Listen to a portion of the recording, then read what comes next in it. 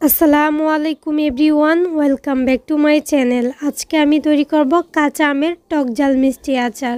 কোনো রকম রোদে দেওয়ার ঝামেলা ছাড়াই সারা বছর সংরক্ষণ করতে পারবেন। আচারটা এত বেশি মজাদার হয়েছে, মুখে দেওয়ার সাথে সাথেই কিন্তু মিলিয়ে যাবে। আমি একটু দেখিয়ে দিচ্ছি কতটা সফট হয়েছে আচারটা। মাশাআল্লাহ, আশা করছি আমার আজকের রেসিপি আপনাদের ভালো লাগবে। তাহলে চলুন আর কথা না বাড়িয়ে ভিডিওতে একটা লাইক দিয়ে চ্যানেলটাকে সাবস্ক্রাইব করে শুরু করি আজকের নতুন রেসিপি। কাঁচা আমের এই আচারটা তৈরি করার জন্য ফার্স্টে লাগবে কাঁচা আম। আমি এখানে 1 কেজি কাঁচা আম নিয়েছি। আমগুলোকে খুব ভালোভাবে ধুয়ে পরিষ্কার করে পানি থেকে মুছে নিয়েছি। আমি এখানে একটা ফিলার দিয়ে কাঁচা আমের খোসাটা ছাড়িয়ে নিচ্ছি। আপনারা চাইলে কিন্তু বটি দিয়ে এই খোসাটাকে ছাড়িয়ে নিতে পারেন। সবগুলো আমের খোসাটা আমি ছাড়িয়ে নিয়েছি। এখন এই আমগুলোকে মাঝখান থেকে কেটে আমি ফলে নিব। এই আচারটা তৈরি করার জন্য আমগুলো একটু পরিপক্ক হতে হবে, মানে আঁচিটা একটু শক্ত টাইপের হতে হবে। আর আমগুলোকে এভাবে ফলে নিয়েছি। আমি বটি দিয়ে এই কাজটা করেছি, চাইলে নাইফ দিয়েও করতে পারেন। এখন আমগুলোকে একটা মিক্সিং বোলে নিয়ে নিয়েছি আর এর মধ্যে দিয়ে দিচ্ছি চিনি। আমি এখানে 1 কাপ চিনি দিয়েছি। 1 কাপ চিনি আমার মনে হয়েছে একদম ঠিকঠাক আছে মিষ্টিটা, তবে আপনারা নিজেদের পছন্দ মতো বাড়িয়ে কমিয়ে নিতে পারেন। এখানে স্বাদ মতো লবণ আর দিয়ে দিচ্ছি হোয়াইট ভিনেগার বা সাদা সিরকা 1/2 কাপ। এখন খুব ভালোভাবে আমের সাথে চিনি আর সিরকাটাকে মিশিয়ে নিচ্ছি। খুব ভালোভাবে মেশাতে হবে, তারপর এটাকে রেস্টে রেখে দিতে হবে। এই আমটাকে আমি ঢেকে 10 থেকে 15 মিনিটের জন্য রেখে দিচ্ছি। হাতে সময় থাকলে একটু বেশি সময় রেস্টে রেখে দিতে পারেন। আর আমটা দেখেন অনেক বেশি সফট হয়ে আসছে রেস্টে রাখার ফলে। সেই সাথে চিনিটা কিন্তু একদম গলে গেছে আর আম থেকে এক্সট্রা পানিটা বের হয়ে গেছে।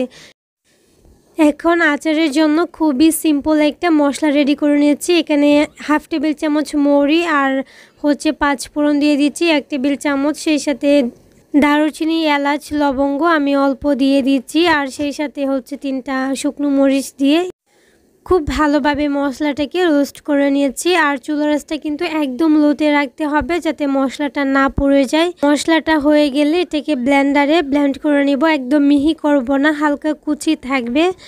এখন আমি একটা প্যান বসিয়ে দিয়েছি, তার মধ্যে আগে থেকে যে আমটা রেস্টে রেখেছিলাম ওইটা দিয়ে দিচ্ছি।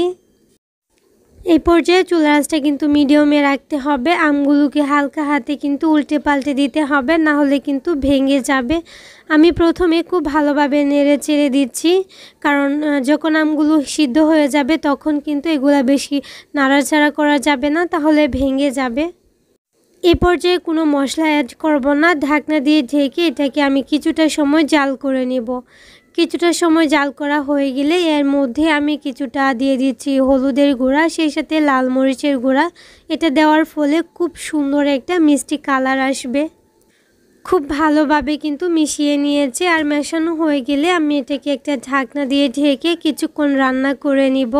এর মধ্যে কিন্তু আমি হালকা হাতে কিছুক্ষণ পর পর কিন্তু নেড়ে চেড়ে দিয়েছিলাম।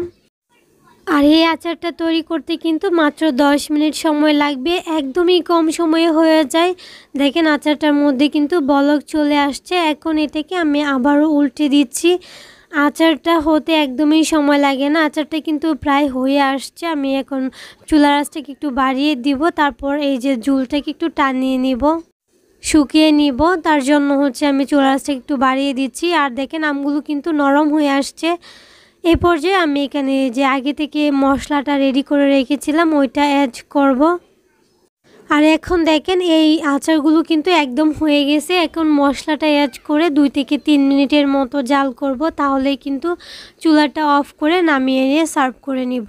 আমি আগে যে মশলাটা রেডি করেছি পুরা মশলাটা দিব না, আমি এখানে 1 চামচের মতো মশলা দিয়েছি। সেই সাথে এখানে চিলি ফ্লেক্স দিব। এটা দিলে দেখতেও সুন্দর লাগে আর খেতেও কিন্তু অনেক বেশি ভালো লাগে। আমটা কিন্তু একদম রেডি। চুলাটা অফ করে দিয়ে আমি এটাকে নামিয়ে নিব।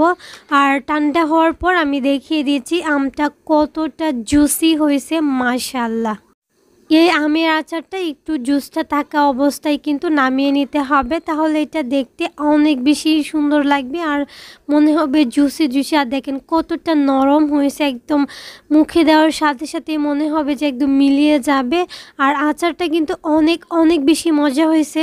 ভালো লাগলে একবার হলেও কিন্তু বাসায় ট্রাই করে দেখতে পারেন। তাহলে আজকের রেসিপি এ পর্যন্তই। সবাই অনেক অনেক বেশি ভালো থাকবেন, সবাই সবার জন্য দোয়া করবেন। আল্লাহ হাফেজ, আসসালামু আলাইকুম।